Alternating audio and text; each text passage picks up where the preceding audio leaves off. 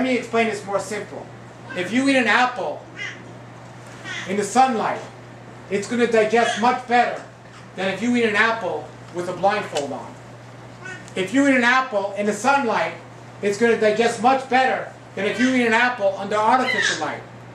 No matter what you try to change, or no matter what you try to do, this is one of those laws of nature that it just is. And there are many tests and science to prove this. So we have to understand this. A big problem today is people are eating at the wrong times. And that's how we came up with the daylight diet. I put all the information together that I've been talking about so far, and I looked even more, and then I've been believing this information for a long time. It was actually maybe 8 years ago, so where I first read the Bible, and I saw something in there that was very interesting. And then it talked about the times we eat our food, and how we eat our food, and the type of foods to eat, which just confirmed all the things I learned prior to that from Hippocrates, Arnold Ehret, and Dr. Fred Bishop. But I had all this information, and I shared a lot of it in my books, but it was not too long ago, maybe last year or so, where I was reading a book by Tanya Sabaska. It was called Quantum Eating. Has anyone here heard of that book? I have it right here. And I was reading that book, and she spoke about the times we eat our food. And what amazed me was the time she spoke about and the time I spoke about were very similar, but we had different research to back up what we were saying. Now, I was friends with Tanya. She had heard me speak many years ago when I came out with my first book, and she was at one of my lectures, and we stayed friends since. And since then, she came out with a whole bunch of books about natural beauty and raw health and so on. Wonderful books. But it was this book particularly that got my interest, because I didn't have to worry about wearing makeup, so I didn't care about too much about her other books. But this book really struck my attention. And when she was saying the same things I have found, but had different information to back it up, I called her up and I started to speak to her about it. And she said, you know, this is amazing that we have the same information but different things to back it up. And we both agreed that it was time for me to write a book with my information in the book as well. And I'm happy to say that Tanya wrote the foreword for the Daylight Diet, so it goes along perfectly with this. So I recommend reading both those books to fully get an understanding of this. So I got that, and during the writing of the book, I was doing a lot more research, particularly on the topic of not eating at nighttime. And I came up with a fellow who I'm going to talk about in a little while in more detail, but his name was Dr. Dale Lewis, or his real name is De Leon, which is for short is Dale Lewis. Now that's the first time you heard his name tonight, but when you read my book and you hear my lecture, and I'm sure in the future you're going to hear his little name a lot more, and I'm actually going to be carrying his books in the future as well, which right now are not, you can't get them, but I'm reproducing them or getting them reproduced. But his name's Dr. Dale Lewis, and he was a fellow from the 1800s that practiced the temperance movement, which was a movement to do away with things that were being done in excess, like liquor. He actually tried to get liquor banned from the bars and everything else, and there's a lot of information about him on the internet. But anyway, I got a hold of one of his books, and I was so excited about it, I actually ordered it, and I have it. It was written in 1870. It was called People's Stomachs Speak. People's Stomach Speaks. And I don't mean like somebody has gas, their stomach is speaking. I mean People's Stomach Speaks was the name of the title, and basically it had all this information about the times we should eat our food. Now, in no way do I agree with the foods he spoke about eating. And if you read his book, I don't want you to say this book isn't that good, but you have to look beyond that, because he didn't have the knowledge back then that we have today about certain foods and what foods aren't good and what foods are. But the amount of foods and the times we eat it, he was right on. So I ordered the book, I got it, it's the oldest book I own. It's from 1870 and I got the first edition. And I'm raffling it off tonight. No, I'm just kidding. Just kidding. But if I get a good enough price, I might go on eBay.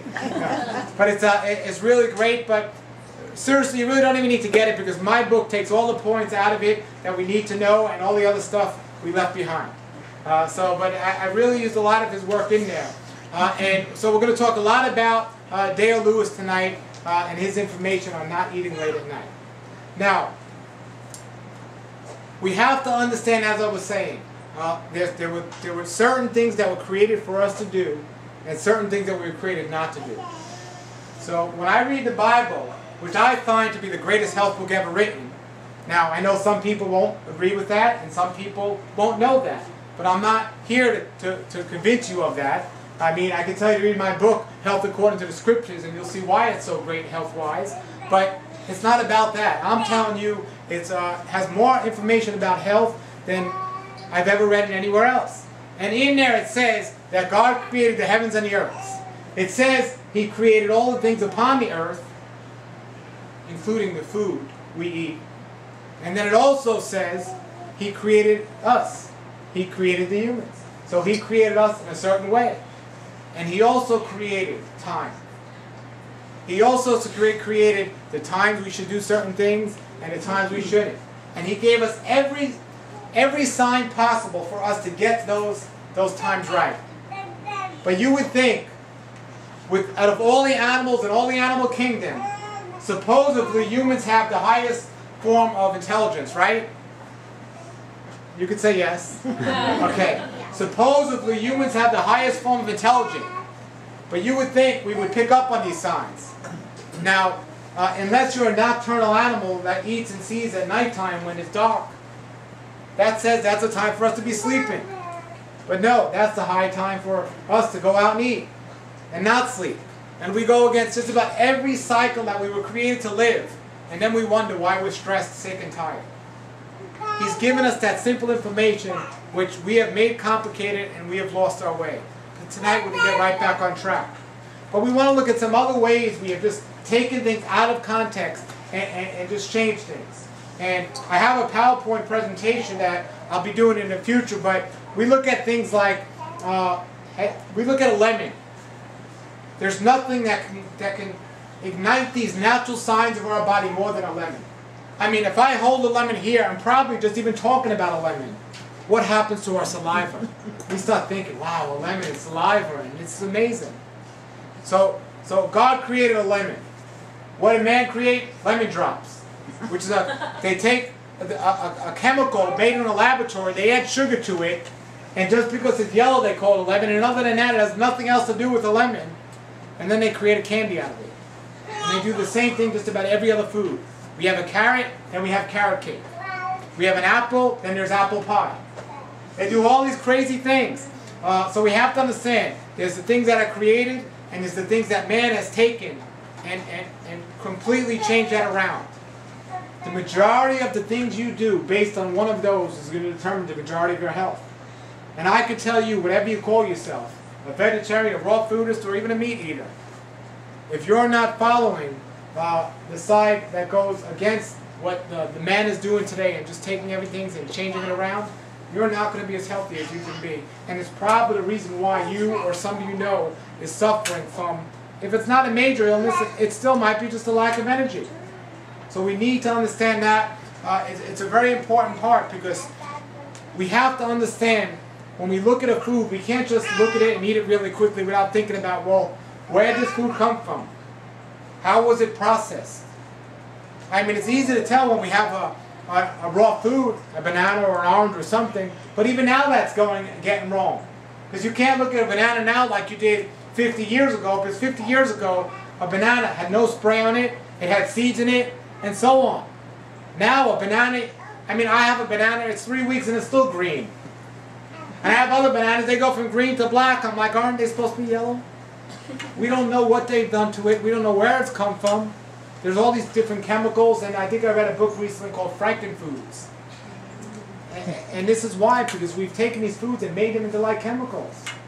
And so that's what we've done. And then, of course, we have the Frankfurter, which a lot of people enjoy now, and they think that's a healthy food, which it's not. But I have a tough time convincing people that that's not healthy. Forget about the Frankenfoods. So we have to understand all these things, and we have to know about the